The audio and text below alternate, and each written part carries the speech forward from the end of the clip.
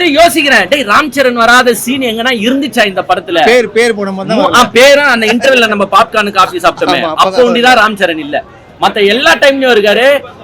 அதே மாதிரி election conduct பண்றாங்க. இது என்னங்க, ஒரு ஐஏஎஸ் கலெக்டருக்கும் ஒரு அரசியல்வாதிக்குமான சண்டை, இதுதான் கதை.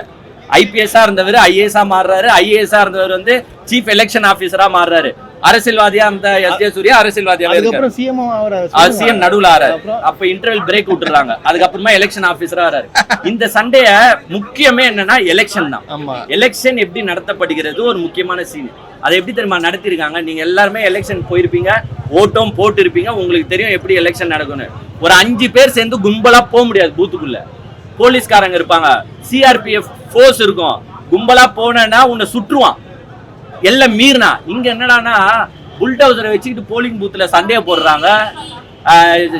இவர் என்ன செய்யறாரு, நம்ம ஹீரோ என்ன செய்யறாரு, போலீஸ்க்கு வந்து ப்ரொடெக்ஷன் தேவை, போலீஸ் நீங்களாம் வீட்டுக்கு போயிடுங்க நான் பாத்துக்கிறேன் அப்படின்ட்டு தனியா நின்று சமாளிச்சுக்கிறாரு எங்க சீஃப் எலெக்ஷன் ஆபீசர் போலிங் பூத்துல.